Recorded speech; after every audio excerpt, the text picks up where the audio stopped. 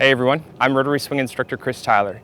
Today I'm going to teach you guys how to handle a ball below your foot situation on the golf course with ease. Let's go ahead and get started.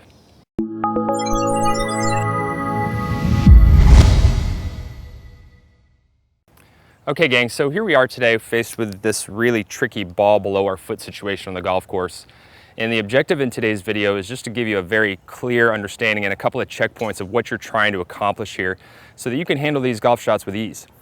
So a couple of the checkpoints that I like to use is number one, we got to get our lower body really stable to the ground. And the reason being is because when we're making our golf swing here, we're going to have a lot of momentum and inertia trying to pull you over your toes and throw you off balance.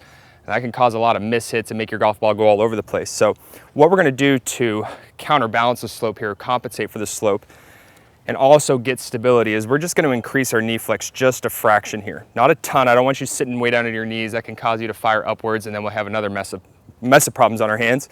But normally what we're looking for is we want the back of the knee to be right over the center of the ankle. So you're going to see I just increase it just a little bit to help compensate for the slope. And that's going to help you get stable to the ground here. It's going to help you so you're not feeling like you're falling over your toes as you start your downswing. Okay, so we're just going to increase the knee flex just a little bit. Next thing I'm going to do here is I'm going to roll my ankles in just slightly. Now, rolling the ankles in slightly, what that does is it gets you some contraction here in the upper part of your thighs, which is great for stability. So again, what we're looking for here is just a little bit of increase in knee flex. Okay, roll the ankles in. I'm going to increase my spine angle just a little bit just to make sure my chest is over the ball here. And our goal is to make sure that our weight stays right underneath our ankle joints throughout this entire golf swing. Now, the next thing that you need to be aware of is because we have the ball below our feet, what's going to happen is this ball is going to tend to move out to the right.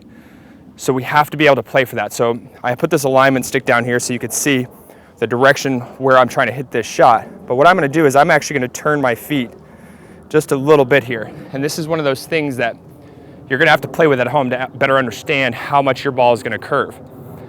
But in order for us to really kind of overcome a lot of the curvature there, we're going to focus on our release today.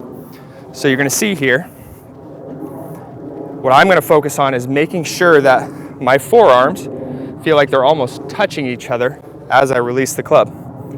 Okay, so you're going to see that as I finish, now this toe of the club is releasing a little bit harder.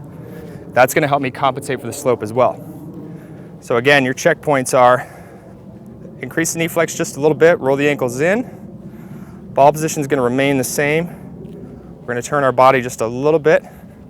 And then we're going to focus on making sure that when we release the club, that our forearms feel like they're relaxed and rolling over the top of each other.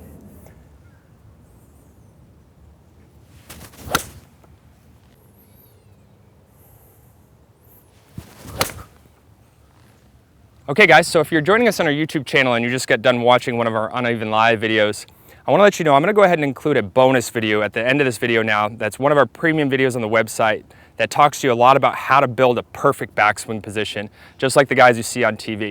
And if you want to see this video in its entirety, then go ahead and click that link in the description below, or just go ahead and click any of those annotations that pop up on the screen during the process. And remember, if you like this video, go ahead and click that like button down there for me below. And if you have any questions or comments, please feel free to post those up and I'll help you out as best I can. Also, remember to click that subscribe button up here for us, and we'll notify you anytime we put out our free videos just like this one. Let's get out there and make it a great day. Once you've mastered the setup and the takeaway, it's time to get us all the way to the top of the backswing. I'm going to walk you through the exact same progression that I use when I teach students in person so that you can get the exact same experience and understand exactly how you need to work through the backswing to get into a perfect position at the top every time without any problems. There's two techniques that I use. The first one is progression or stacking.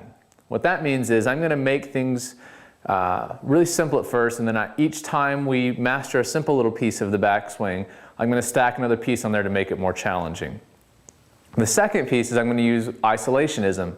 And what that means is I'm going to take all the distractions away at first. There's going to be no club, no ball, none of that. So we're really just focusing on movement.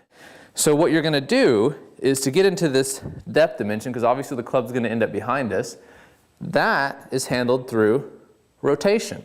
So now as I turn, that moves my arms, starts to move them into this depth dimension. It's done by rotation, not by me taking my arms and swinging them across my body. that's going to end up with a flat swing. So what your arms do is that they feel as if they're only moving straight up and down in this vertical dimension.